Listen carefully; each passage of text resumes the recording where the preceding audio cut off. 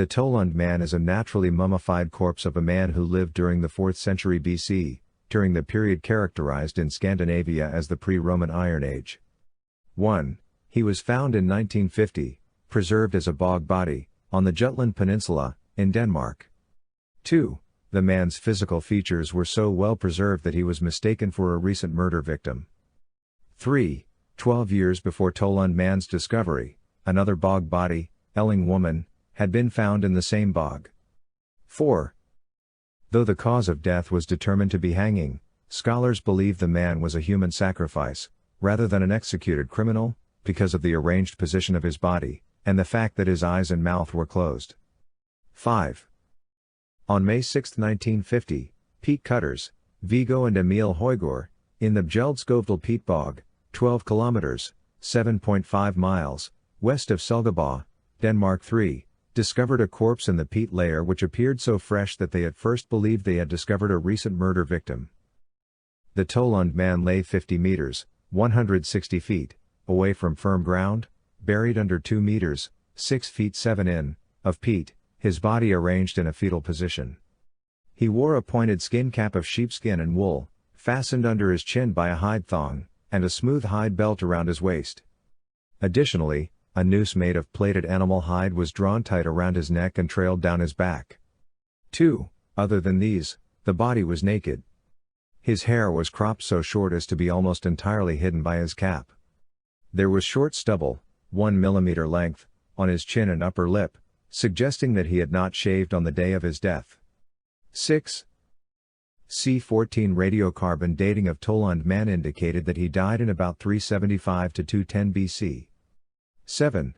The preserved tender soft tissues of his body are the consequence of the acid in the peat, along with the lack of oxygen underneath the surface and the cold climate of the Nordic countries. The acid in the peat, needed for the preservation of a human body, is caused by a bryophyte named sphagnum. Sphagnum fights against degradation due to resistant phenolic compounds contained in their cell walls. 8. Due to the acidity of peat, bones are typically dissolved rather than preserved. Examinations and X-rays showed that the man's head was undamaged, and his heart, lungs and liver were well preserved. The Silkeborg Museum estimated his age as approximately 40 years and height at 1.61 meters, 5 feet 3 in, a relatively short stature even for the time. It is likely that the body had shrunk in the bog. On the initial autopsy report in 1950, doctors concluded that Tollund Man died by hanging rather than strangulation. 9. The rope left visible furrows in the skin beneath his chin and at the sides of his neck. There was no mark, however, at the back of the neck where the knot of the noose would have been located. After a re-examination in 2002, forensic scientists found further evidence to support these initial findings. 10. Although the cervical vertebrae were undamaged, these vertebrae are often damaged as a result of hanging. Radiography showed that the tongue was distended, an indication of death by hanging. 11.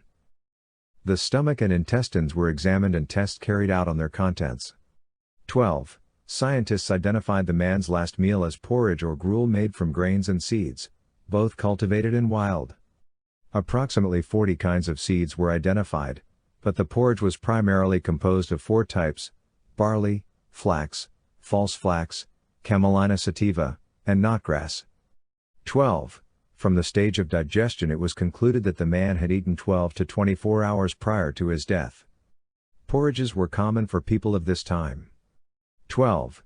Because neither meat nor fresh fruit were found in the last meal, it is suggested that the meal was eaten in winter or early spring when these items were not available. 12. Both feet and the right thumb, being well conserved by the peat, were also preserved in formalin for later examination. In 1976, the Danish police made a fingerprint analysis, making Tollund Man's thumbprint one of the oldest prints on record. 13. The body is displayed at the Silkeborg Museum in Denmark, although only the head is original.